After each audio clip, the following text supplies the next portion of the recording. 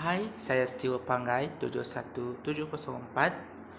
Pada hari ini saya akan membedangkan projek tahun akhir 1 bagi kod kursus GKP 3353 dengan tajuk Impak Pengurusan Pameran di Muzium Seni Kuching Sarawak semasa pandemik COVID-19. Pengenalan. Muzium adalah satu bangunan sebagai pusat penyimpanan barang-barang bersejarah serta koleksi-koleksi yang lama yang ditinggalkan oleh orang pada zaman dahulu.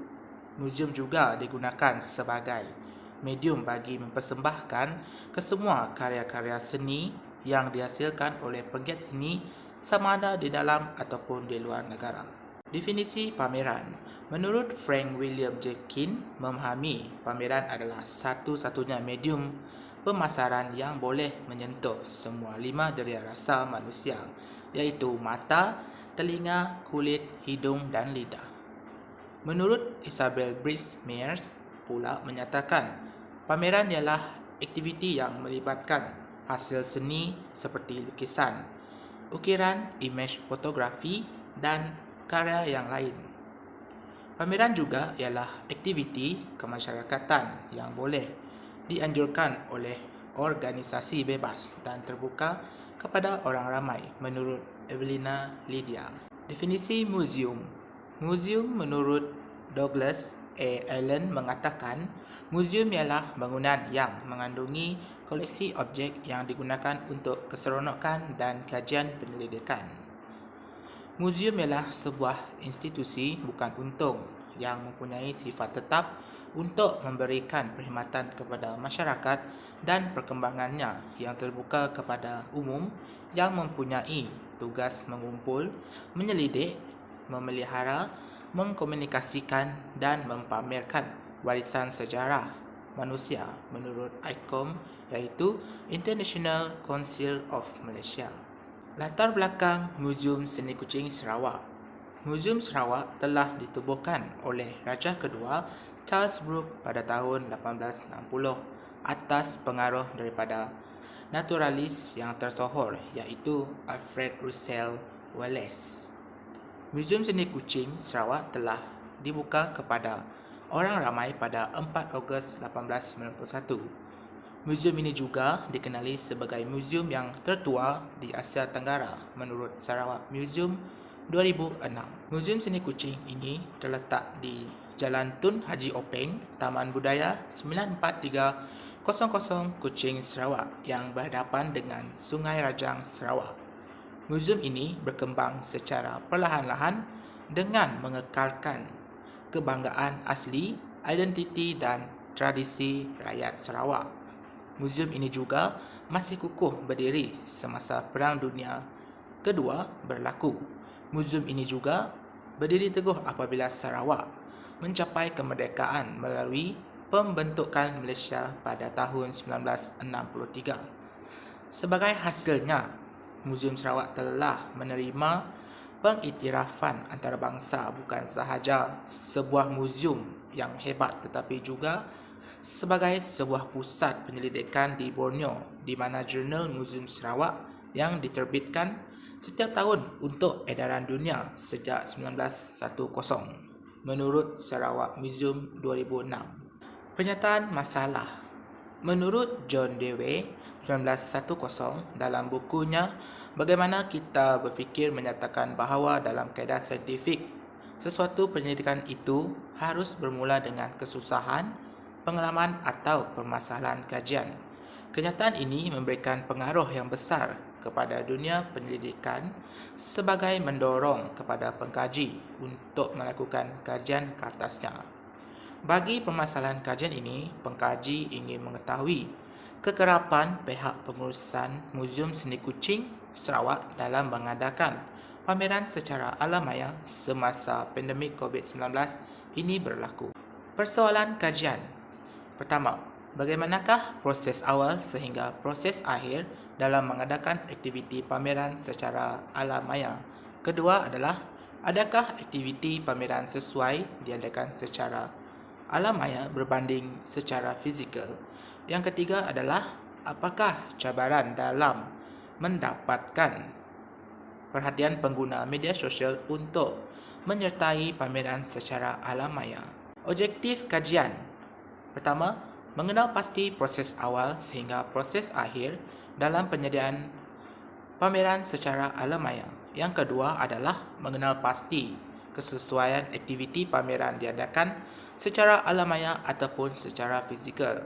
Yang ketiga adalah mengetahui cabaran dalam mendapatkan perhatian pengguna media sosial untuk menyertai pameran secara alam maya. Kepentingan kajian. Pertama, kepentingan kajian kepada masyarakat.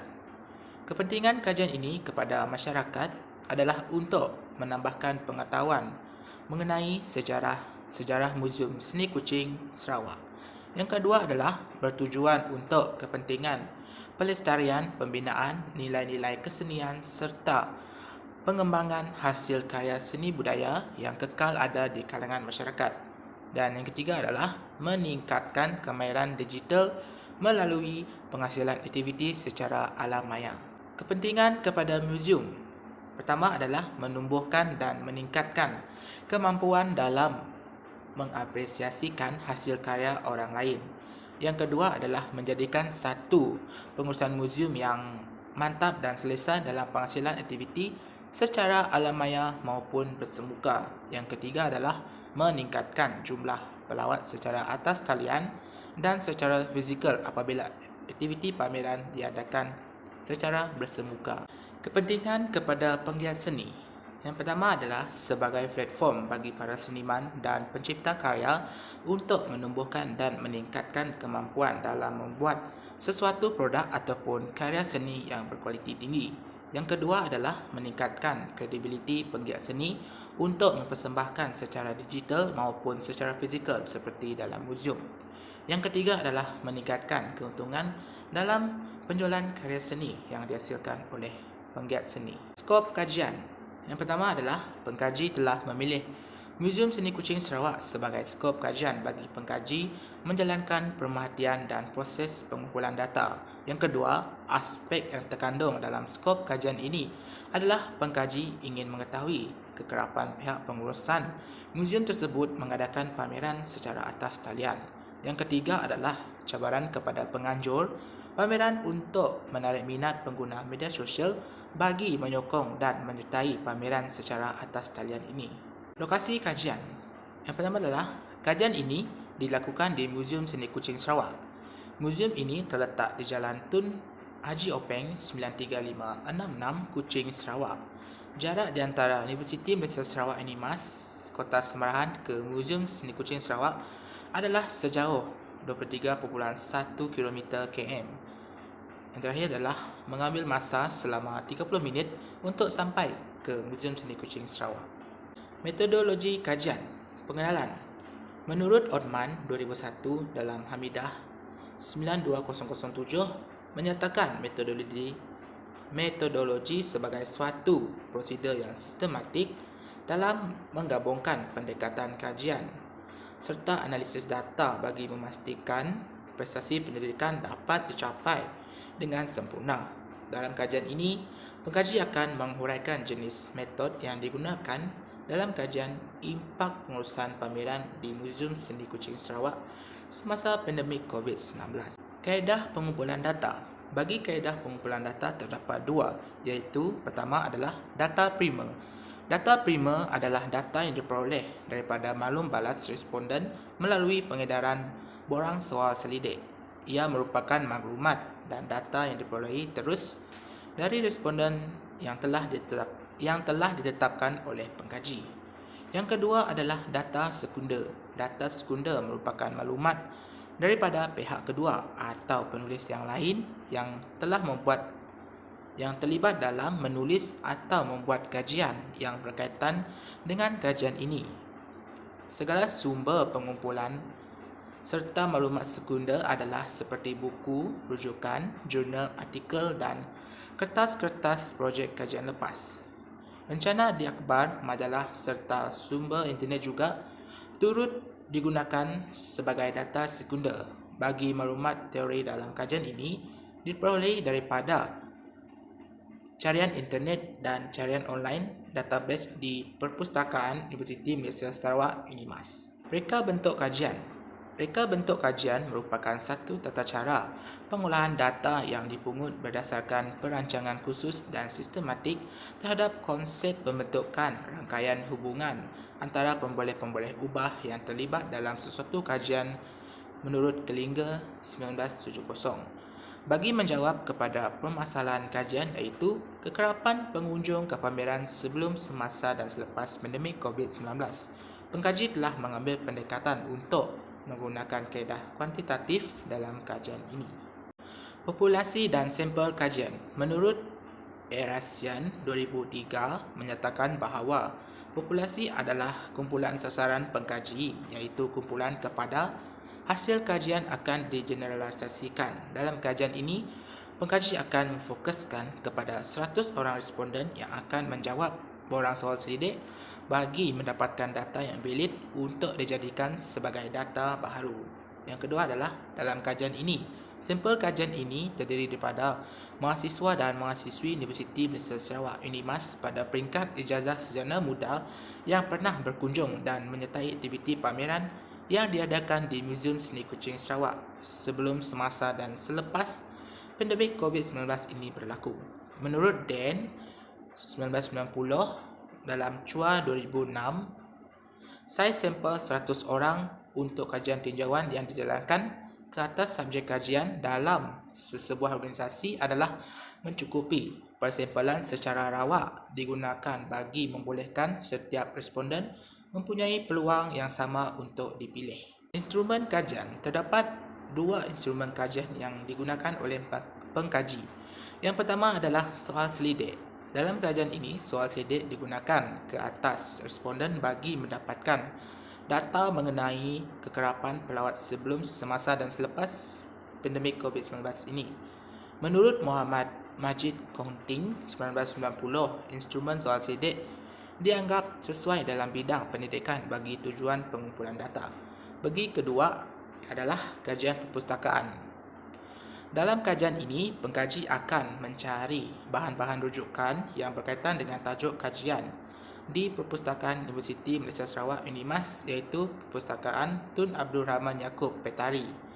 Berdasarkan tajuk kajian tersebut, bahan-bahan rujukan yang dicari adalah berkaitan dengan kesemua muzium yang beroperasi sebelum, semasa dan selepas pandemik COVID-19 ini berlaku. Prosedur pengumpulan data.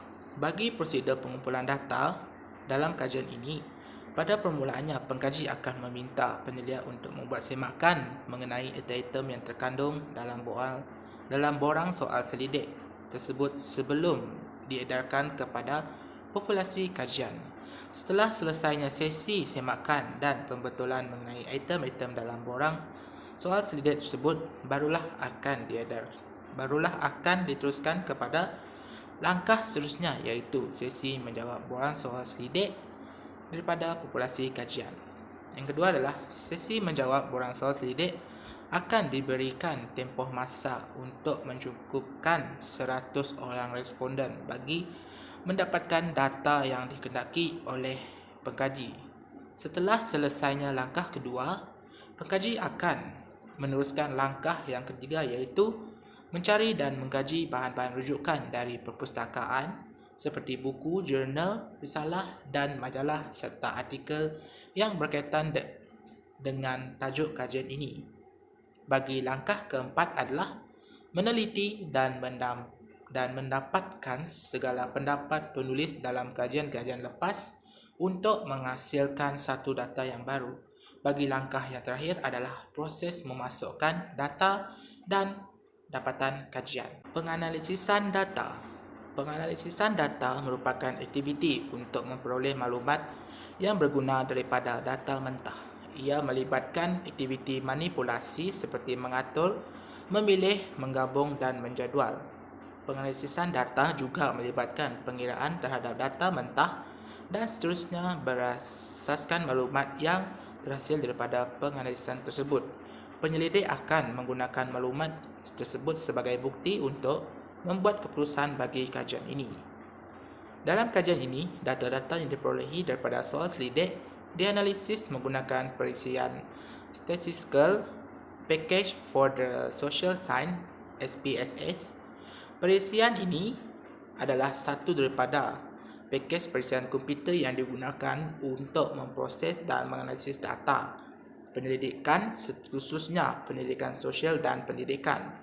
Oleh itu, pengkaji mengambil pendekatan untuk menggunakan perisian ini bagi mendapatkan data kekerapan pengoperasian muzium seni sebelum, semasa dan selepas pandemik COVID-19 bagi melakukan perbandingan terhadap data tersebut untuk dimasukkan ke dapatan kajian.